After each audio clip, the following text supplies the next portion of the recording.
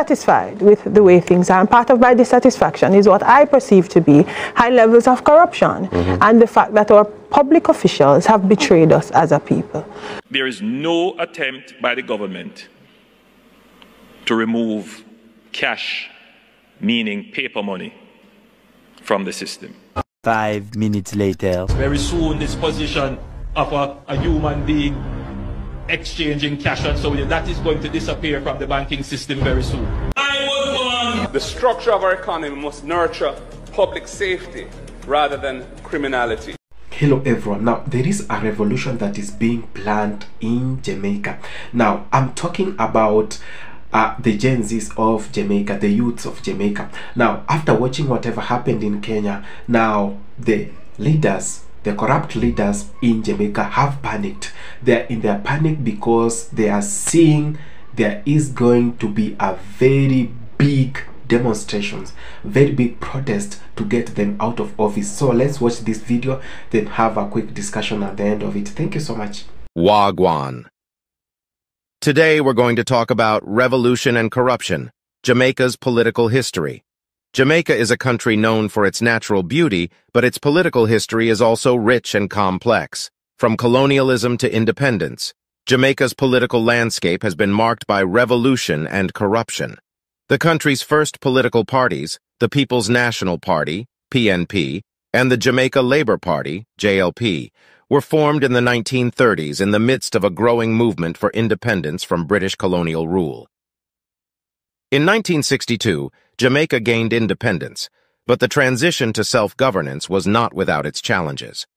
The two major parties, PNP and JLP, engaged in a power struggle that often turned violent. Michael Manley of the PNP and Edward Siega of the JLP were two of the most prominent leaders during this period.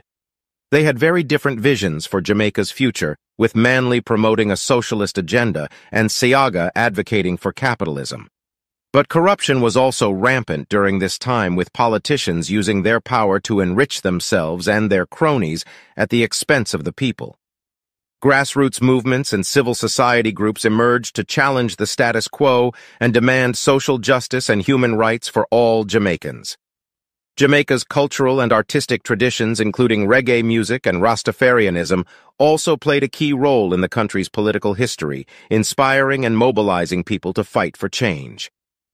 Today, Jamaica continues to grapple with many of the same issues it has faced throughout its history, but its rich legacy of revolution and resistance serves as a powerful reminder of the strength and resilience of its people.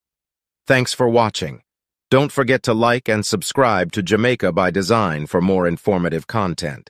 How did you come to that conclusion? What was it that you saw that led you to conclude that something is wrong here, I need to do something about it? Well, if you look at the evolution of Jamaica, we have always had a situation where the majority of Jamaicans are less fortunate, and the small minority of Jamaicans continue to have greater access to power, greater access to financial resources, and that speaks to something which is systemic.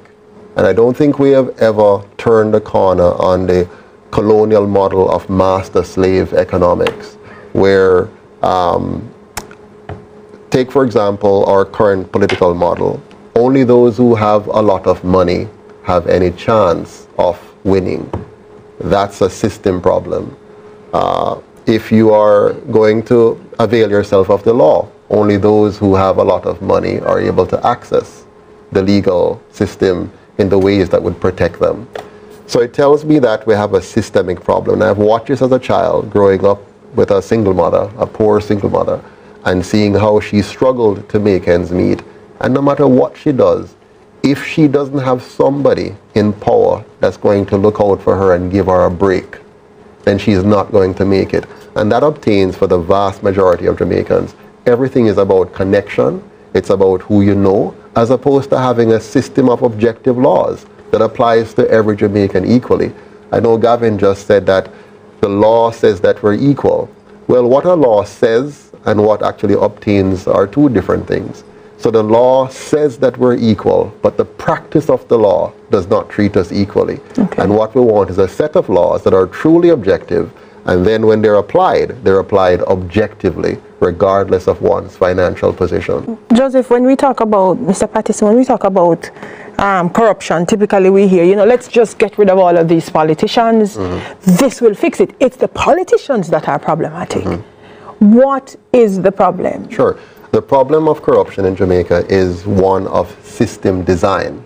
You know, if you were to look at a company situation, a company that has good internal controls have less incidents of theft and corruption. A company that has bad internal controls have more incidences of corruption and theft. And those companies tend to do very poorly and then go out of business. If you look at Jamaica as a business, how well have we done? Let's compare ourselves with a similar country. Singapore in 1965, they got independence from Britain. We got it in 1962. We had a GDP per capita then of 550. Singapore had a GDP per capita of 550.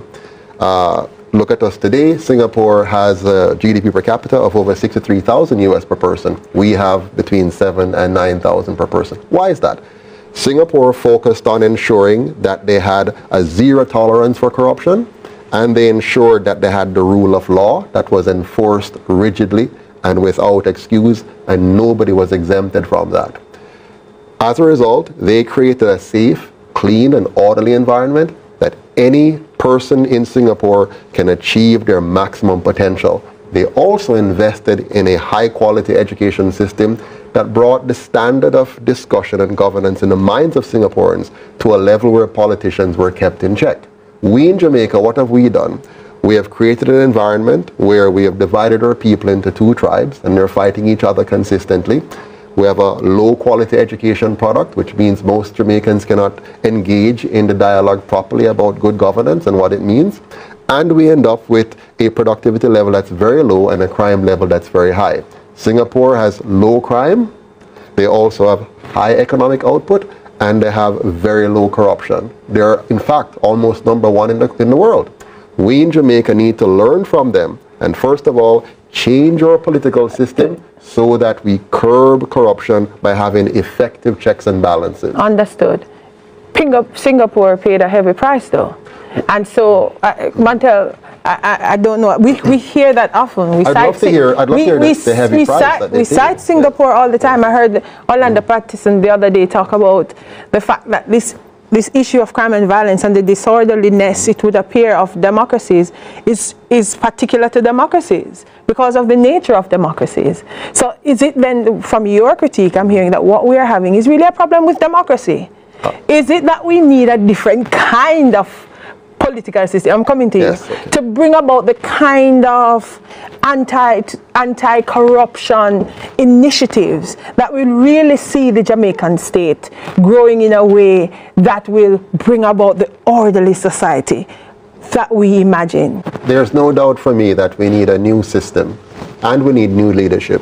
We need to step back, as my friend here has said, and look at the system we have that we've inherited from our colonial masters, which has been continued to today, and say, is this right for Jamaica? I can assure you, it's not right for Jamaica. What Jamaica needs is a system built by Jamaicans for Jamaica to realize the aspirations of all Jamaicans. On the matter that the country is waiting to hear, the illicit six, that would come to the House and go No, on a point of order, I do not know of what you're speaking, member. It's a... I don't know, no. The country is waiting to hear the illicit remove six. that comment. And there was a concern about individuals being on a committee who are subject of the report. The Speaker's ruling, member, with absolute respect, is final in this regard, both from myself and the clerk, that we are in dialogue and wish to say nothing else. The Speaker is not always right, but the ruling is always final. I have taken a further decision to today table the reports. Tax Administration Jamaica under fire for spending hundreds of millions of dollars on unoccupied properties. $371.8 million. That's how much Tax Administration Jamaica TAJ has spent to lease 2 properties which they have not yet occupied. The shocking details were revealed in a special audit report from the Auditor General tabled in Parliament yesterday. Who are the 6 members of parliament who are under investigation for illicit enrichment. Don't hide it. Tell it on your wholeness. I know say you know who them. I know say you know who. There is no attempt by the government to remove cash, meaning paper money, from the system. 5 minutes later. Very soon this position of a human being exchanging cash and so on, that is going to disappear from the banking system very soon. I was born in Spanish Town, in a boardhouse, 1 bedroom. 5 minutes later. I was born in a 2-bedroom boardhouse. Never in our history have we heard of a government entering into verbal contracts. No paper, no sign. Just word of mouth. $23 million. What madness is this going on in our country? Many countries, including Jamaica, public officials are required to file statutory declarations of their assets, liabilities, and income as a measure to promote transparency and combat corruption. A statutory declaration is a legal document submitted by a public official that lists their financial interests. This includes properties, bank accounts, shares. Hello everyone. Now, I'm talking about Jamaica today. I've been talking about it. I've talked about other countries. Now, coming back to Africa, in Kenya, the GenZs went out in their large numbers to say no to the oppression by the current regime. Now, the current regime had proposed high taxes to the people of the Republic of Kenya. Now, that including cancer patients. Now, you had to pay for your own car that you bought using the money that you get, the salary that they have already taxed, everything that have already been taxed. You going to buy that car was taxed, then you have to pay for that car on a yearly basis. Now, Kenyans went out, said no to this oppression because there were some rumors that the finance bill had been drafted by the IMF and the World Bank, and this was under the watch of the United States. Now, there were representatives that were sent to make sure the bill passes, but the people came out, said no. Now, many countries, including Nigeria and Ghana, with so many other countries, South Africa, now their youths have come out in their large numbers. Now they're organizing mass protests in major cities in those towns. Now this has been copied. Now there was a list that was released of illicit people who have been dealing with dark businesses. Now those people who have been mentioned, or those people that have been involved in big corruption deals in Jamaica. Now this, however, did not spare the Prime Minister of Jamaica, Andrew Holness, and his wife. Now the wife was accused and he was forced to step down because there was a case that was going on in the courts about her being involved in corruption deals. Now the Prime Minister was accused of the same. Now there are big families in Jamaica that have been associated and mentioned in corruption deals. Now there is a guy who called Sulfur did a video about that, and at the moment we are talking, the guy, a content creator, has been jailed just because of that video talking about those people who have actually made Jamaica broke. Now they are in panic right now because they have seen there is a movement that's going around the world, a movement that started from Kenya, where the youths have said no, and they want accountability in the leadership that the governments have been providing for them for the longest time. Now the youths in Jamaica are now watching. They are keenly watching whatever has happened in Africa and mainly in Kenya, and there might be a protest. Maybe they might be organizing themselves under the sea. Then they will come out in their large numbers to say no to the oppression. Now the government is very panicked because if that happens, now the government will be forced to come out with accountable verdicts, come out with papers to show how transactions were done, or to who, to which contractor, to which ministry, when, and who was responsible. And this will actually expose them. So they are very much in panic. We saw whatever is happening in Ghana, and they have already received a warning now from their Gen Zs. We are seeing whatever is happening in Jamaica, in Nigeria. They have already received a precaution. They have already received a message from the Gen Zs that if you do not stop the corruption, you do not give us work, we are coming out in our large numbers and we must have a say in this country. So let me know whatever you think of this video in the comment section.